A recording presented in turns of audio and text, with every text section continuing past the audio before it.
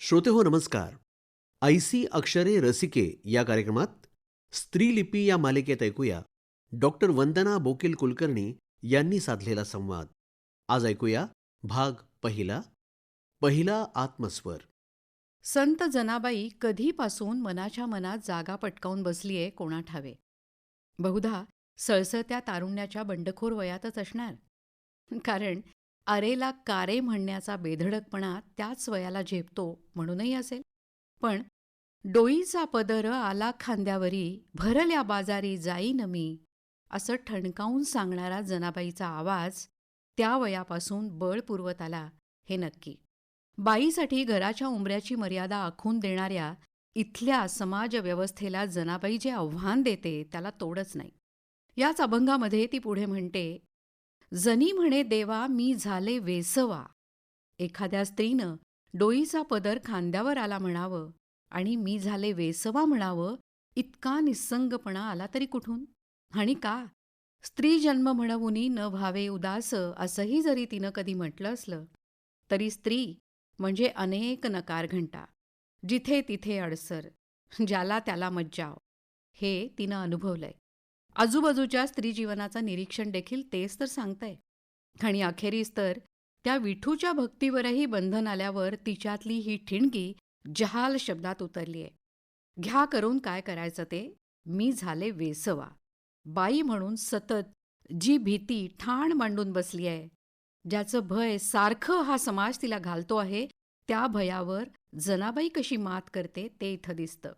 म्हणून जनाबाईचा हा उद्गार मला स्त्रीचा पहिला आत्मस्वर वाटतो. आता या बंडखोरीची किंमत तिनं कशी चुकवली असणार, याची जाणीव आपल्याला करून देते अरुणा ढेरे यांची जनी ही कविता. या कवितेमध्ये त्या म्हणतात, अगे जनाबाई माझे तुला ठाऊकेच नाही, रुक्मिणीच्या शेजेवर विठू निजल आहे बाई. अशी एकटी तू उभी तुझा मोकळा पदर, आणि नीज त्याची गाढ, त्याचे बंद आहे दार. बाईच्या वाट्याला अखेर काय येतं याचं हे करुण चित्र. इथे अर्थातच जनी म्हणजे प्रत्येक स्त्री. तिचा प्रश्न हा अनेक तऱ्हेंनी प्रत्येक बाईचा प्रश्न. नीज त्याची गाढ हा तर आज कुणाही बाईला येणारा अनुभव.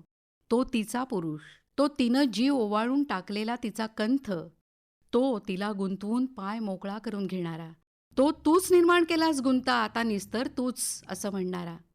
तो राजा असो की रंक, तो पुराण पुरुष असो की उत्तर आधुनिक पुंगव, तो समतेचा झेंडा खांद्यावर घेऊन सर्वात पुढे चालणारा असो की बायकोसाठी लाथा बुक्क्यांची भाषा समजणारा असो. आपल्या जीवाभावाच्या गोष्टीसाठी जीव पाखडला तरी वाट्याला येणाऱ्या या बंद दरवाजाचं काय करायचं, हे प्रश्नचिन्ह घेऊन युगानुयुग उभी असलेली ती. जनाबाईच्या या पहिल्या उद्गाराचा खोल अर्थ आपण जाणून घ्यायला हवा. ते ठणकावून सांगण्याचं धैर्य बांधायला हवं. आपल्या स्वतःच्या बळाशिवाय काहीच उपयोगाचं नाही हेही शिकायला हवं. आणि ते बळ आहेच प्रत्येकीमध्ये, आत्मबळ. जरा फुंकर घालून जमलेली राख बाजूला करायला हवी फक्त. आतमध्ये आहेच तो धगधगता स्फुल्लिंग. ऐसी अक्षरे रसिके या कार्यक्रमात स्त्रीलिपी या मालिकेत आपण ऐकत होतात डॉक्टर वंदना बोकील कुलकर्णी यांनी साधलेला संवाद. पहिल्या भागाचा विषय होता पहिला आत्मस्वर. निर्मिती सहाय्य संकेत गायकवाड. सादर करते राजेश शेजवळे. ही आकाशवाणी मुंबई केंद्राची निर्मिती होती.